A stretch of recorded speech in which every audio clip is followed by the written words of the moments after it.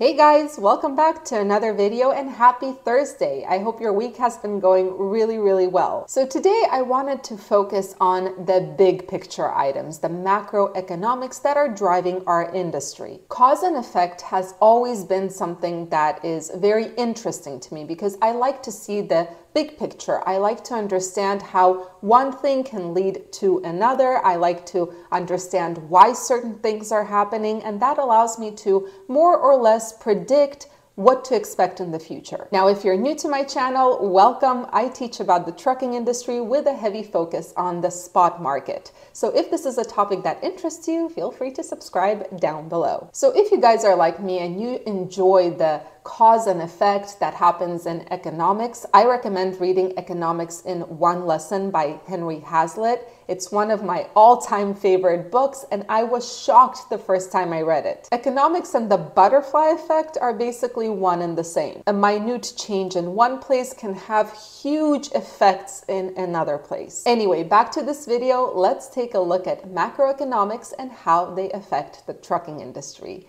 Ready? Let's go! So there are a couple of things I want to look at today, and the first thing I want to focus on is what is driving those freight volumes, because the more volume, the more likely that the load rates will go higher. But of course, it's all relative, and it depends on how many dispatchable trucks are in the market at any given point. Even if volumes are extremely high, if the number of dispatchable trucks is higher, the rates will go down. Now, volume in the freight market is driven by a bunch of things, and unfortunately, we won't be able to get into all of them in this video. But the first thing I want to focus on is inventory levels. Now, I will be sharing the links to the charts down below. Some of these charts, you will notice they're not really updated, and this is because a lot of these charts are updated every single quarter. So we do not have data that is current. Now, inventory levels and why they are important. So inventories progress from raw materials to goods in the making to a finished product before it's actually sold at the wholesale or retail level. Now we, the people with the trucks, transport goods all along the inventory production supply chain. So what do inventory levels tell us? Well, if the inventory levels are extremely high, that means that retailers and wholesalers are trying to get rid of their existing inventory to cut losses.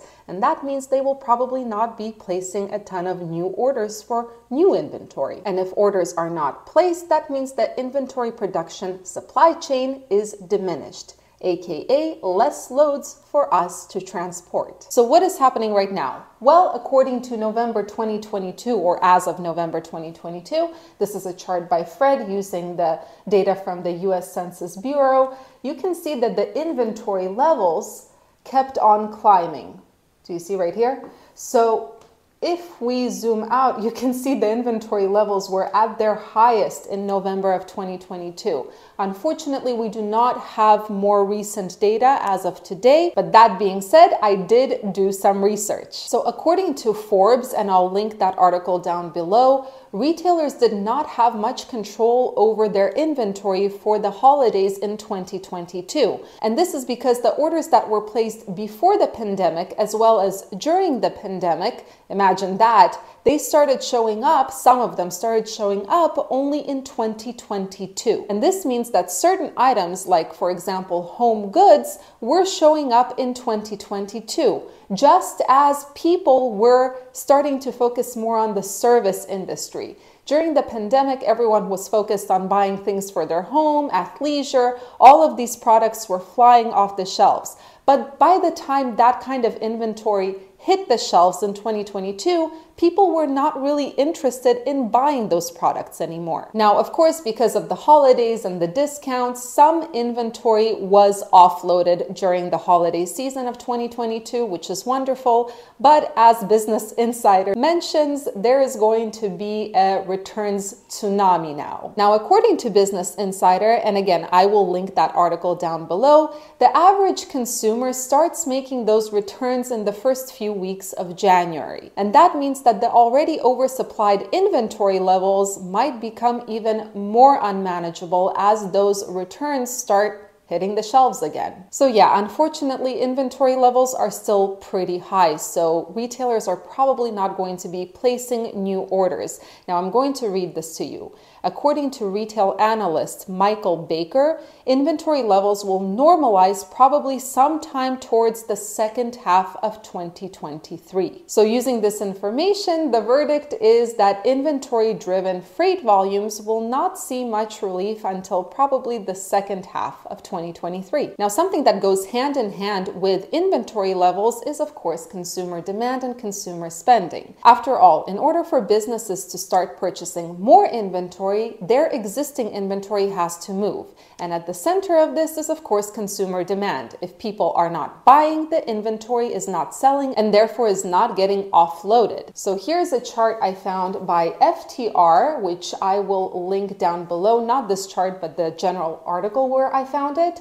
And this is the personal savings rate. It's the percent of disposable income for consumers. And as you can see, towards the end of 2022, it went down, which means that people don't have that extra money to spend. They're not really motivated to buy anything right now. Another thing we should be looking at in order to determine what drives the freight volume is, of course, import levels. And Sonar has a wonderful chart right here that shows a couple of different things. The first thing I want you to pay attention to is the blue line right here. These are the total imports. So this is the total volume index. And you can see that as of right now, and this is current, it's at 86.86. So it is going down quite a bit. This is the total imports that are coming in.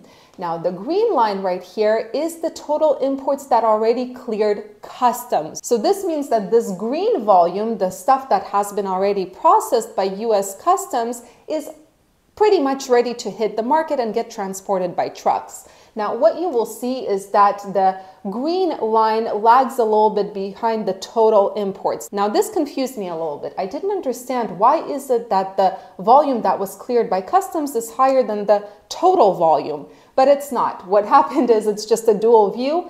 86.86 is the total volume, and the ones that have been cleared by customs is 79.6. But what you can see is that the volumes that were cleared by customs, the green line, is lagging slightly behind the total volume. As you can see, like right here, there was a peak, and there's a peak right here. There's a peak here, there's a peak here. So it lags a little bit. But what we can see and what is really important is that the volume that has been cleared by customs, which means volume that is ready to hit the freight market that is transported by trucks, is unfortunately going down right now. And since we already know that the customs cleared volume lags behind total volume, we know that the volumes from imports will continue going down. In other words, unfortunately, it seems like there won't be much freight volume from imports either. But freight volume is not the only thing we need to concern ourselves with. We also need to know how many trucks there are, dispatchable trucks, in the current market, because even if volumes go down,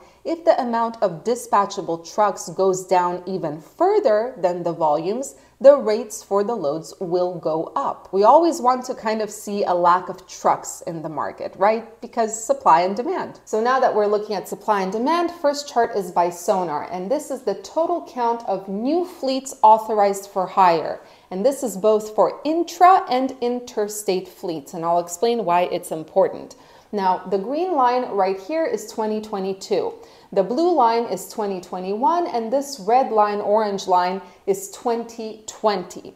So what we can see from the green line is that finally, I'm just going to make it a little bit smaller, since around September, I would say, new fleets have started going down, which is a very welcome sign. Now, why do I say that it's important to understand that this is both for inter and intrastate carriers?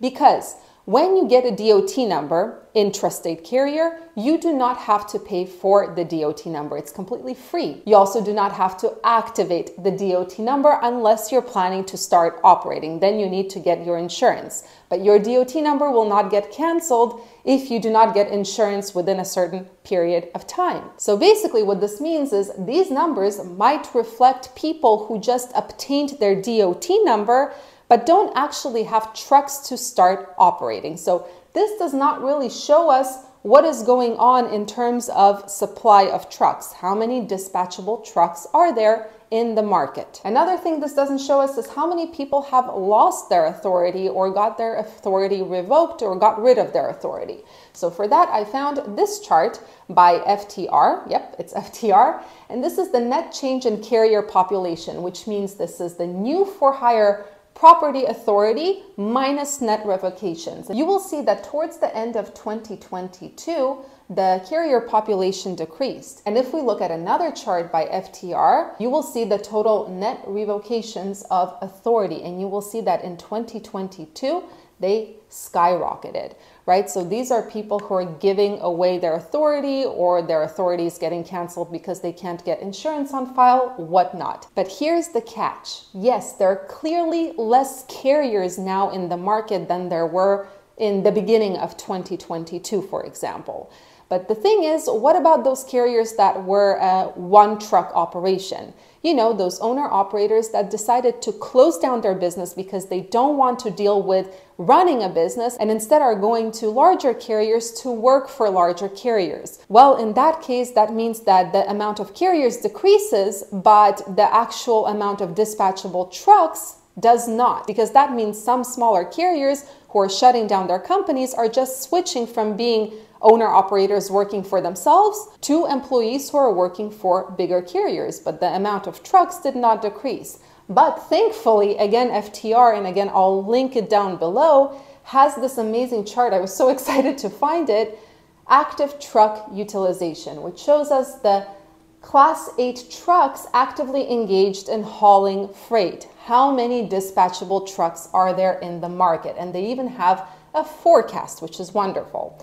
Now you can see that in 2022, the amount of dispatchable trucks started decreasing. And according to the forecast, it will continue decreasing until it levels off a little bit. I don't know, it looks like towards the end of 2023. So this shows us that actually the supply of trucks is also decreasing. Yes, the volume is not there and is rapidly decreasing because it's January, but so is the supply of trucks. So there is some hope after all. So to summarize, volumes are definitely in the process of declining at the moment, which is not great, but not something to panic about because there's also the seasonality to consider. The other thing to consider is that it seems like the amount of dispatchable trucks in the market is also declining, which is a really welcome sign, as horrible as it sounds. Now, what I didn't consider in this data is the produce season or anything to do with agriculture. And the thing is, if the forecasts are to be believed,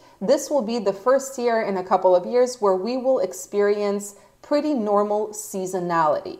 So once produce hits, I'm hoping, if the amount of trucks in the market continues to decline, we will see the load rates start to go up. Anyway, guys, I hope you enjoyed this video. I hope you learned something new, and I will see you all in the next one.